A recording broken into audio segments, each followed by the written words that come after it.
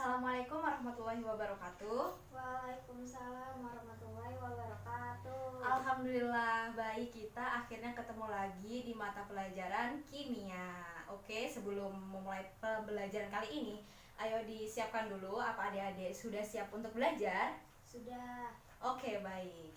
Sebelum kita mulai pembelajaran kali ini, kita berdoa terlebih dahulu. Semoga kedepannya akan mendapatkan ilmu yang bermanfaat dan berkah. Oke, bismillahirrahmanirrahim.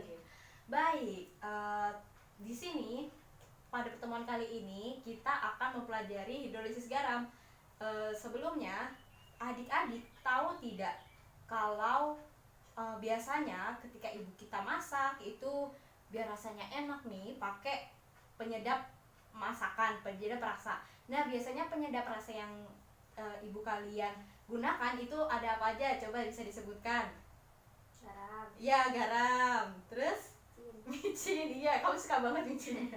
Ya, jadi ini kita ada hubungannya sama materi kita hari ini, yaitu hidrolisis garam.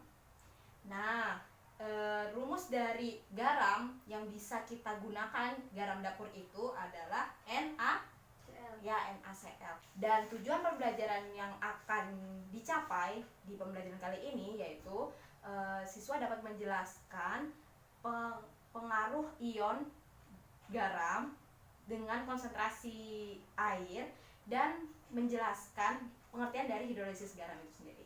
Oke, kita masuk ke materi. Langsung udah ada tulisan hidrolisis garam dan ada macam-macamnya. Sebelum ke sana, hidrolisis garam itu diambil dari kata hidro yang artinya air. Lisis artinya adalah suatu proses penguraian. Garam ya garam.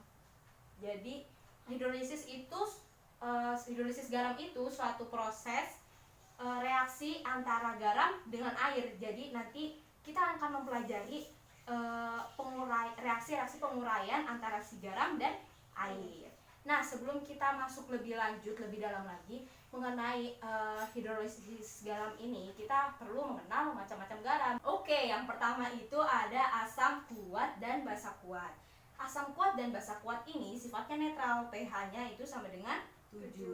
Dia ini terhidrolisis, tidak terhidrolisis. Ini bertanda yang seperti ini ya. Jadi adik-adik bisa memperhatikan. Nah, contohnya itu adalah KCl ditambah H2O. Kenapa ditambah H2O? Ada yang tahu? Oh, bukan, karena kita tapi gak apa-apa, kamu bagus sudah menjawab ya. Ini karena bereaksi dengan air sesuai dengan materi kita kali ini, yaitu garam bereaksi dengan air, sehingga kita uraikan. Ini jadi produknya itu hasilnya K plus OH- dan H plus Cl-. Ini dia menandakan tidak terhidrolisis karena dia itu tidak mengalami reaksi antara kation sama anionnya yang sama air ini. Jadi dia asam kuat dan basa kuat itu tidak terhidrolisis. Nah, untuk yang kedua ini ada asam kuat dan basa lemah. Sifatnya itu asam dan pH-nya itu kurang dari 7. Kenapa? Ada yang tahu nggak kenapa sifatnya itu asam? Enggak. Oke, nggak tahu, karena di sini yang lebih dominan adalah asam kuat. Jadi itu lebih dominan sifatnya asam. Nah, di sini ada contohnya asam kuat yaitu HCl dan basa lemah itu NH3. Nah, jika direaksikan HCl dan NH3 itu jadinya NH4Cl. Kita masukkan ke dalam reaksi hidrolisis garam itu bereaksi dengan air H2O. Nah, jadinya NH4OH plus H plus Cl nih. Nah, yang ini nih, yang tidak terhidrolisis. Jadi yang ini terhidrolisis, yang ini tidak. Jadi dia yang tidak terhidrolisis itu yang asam. Makanya dia lebih bersifatnya juga asam. Dari asam kuat dan basa lemah ini terhidrolisisnya itu adalah sebagian. Yang bereaksi kationnya karena asam yang H plus ini. Paham? Paham. Ada yang mau ditanyakan terlebih dahulu? Iya. Oke, kita masuk yang ketiga. Ada asam lemah dan basa kuat. Di sini sifat garamnya itu basa. Nah, dari sini adik-adik mungkin bisa tahu kenapa dia sifatnya itu basa. Karena basanya kuat. Iya, ini lebih dominan basanya kuat sehingga pH-nya itu lebih dari 7. Oke, salah satu contohnya ini ada asam lemahnya itu HCOH, direaksikan basa kuatnya itu contohnya NaOH, jadi HCOO-Na. Nah, direaksikan dengan air karena hidrolisis garam kan, ada tadi pengertiannya. Terus jadi produknya itu HCOOH, ini dia itu terhidrolisis, dan ini tidak Na plus dan OH min, yang ini yang tidak terhidrolisis basa. Dan ini mengapa dia itu jadi basa kuat, dengan pintar sekali. Terhidrolisisnya sebagian. Nah, yang bereaksi kalau ini kationnya, yang ini ada yang tahu? Enggak. Anionnya, karena dia itu negatif. Sampai sini paham? Oke, yang keempat kita masuk, yang terakhir nih, macam-macam garam. Asam lemah dan basa lemah. Sifatnya itu tergantung Ka dan Kb. Ka dan Kb ini merupakan ketetapan dari Ka ini ketetapan asam dan Kb itu adalah ketetapan basa. Nanti ini akan ada materi selanjutnya. Untuk sekarang kita lebih fokus ke sini dulu, karakteristik dari macam-macam garam. Nah, contohnya itu asam lemah ZnOH 2 kali, basa lemah 2HNO2.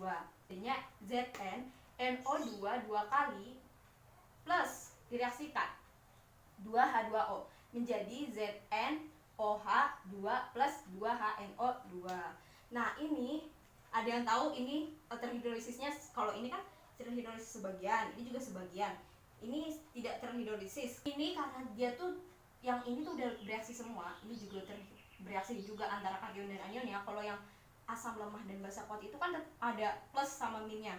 Ini plus sama minnya, masih belum bisa bereaksi anion dan kationnya dengan si air ini. Jadi ini asam lemah dan basa lemah itu terhidrolisis sempurna.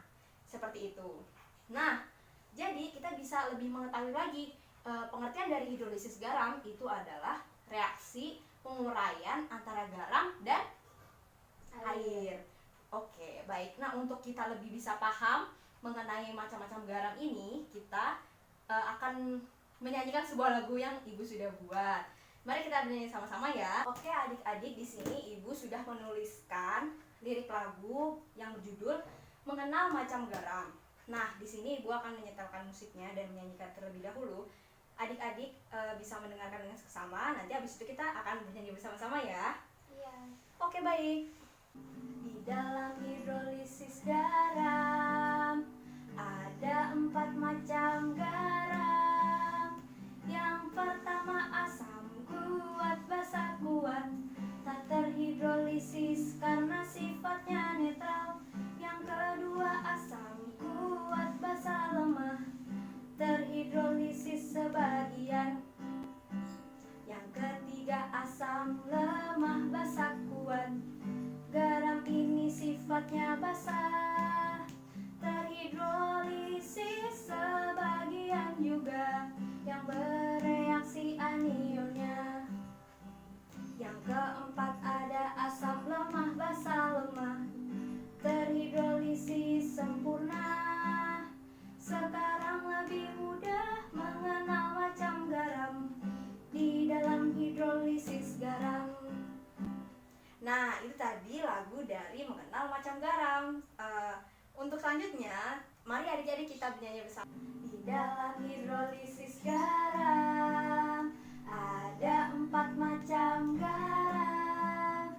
Yang pertama asam kuat, basa kuat, tak terhidrolisis karena sifatnya netral. Yang kedua asam kuat, basa lemah, terhidrolisis sebagian.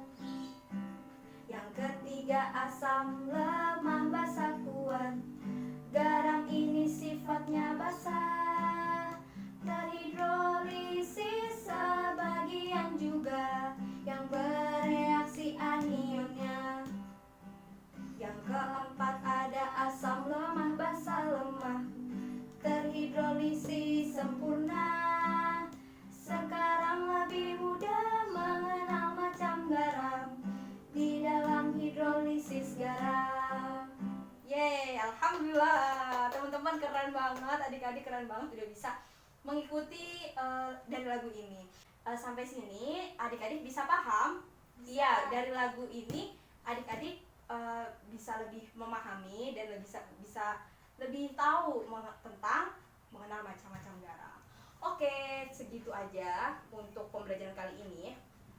Ibu sudah memberikan tugas di Google Classroom, nanti bisa diakses sama teman-teman semua, bisa dilihat di sana ada kuis tentang hidrolisis garam. Itu aja dulu, kurang lebihnya mohon maaf dari Ibu jika ada salah-salah kata. Semoga pembelajaran kali ini bisa bermanfaat buat adik-adik semua. Tetap semangat, tetap jaga kesehatan. Oke, segitu aja. Terima kasih, Ibu tutup. Wassalamualaikum warahmatullahi wabarakatuh. Waalaikumsalam warahmatullahi wabarakatuh. Ya, terima kasih.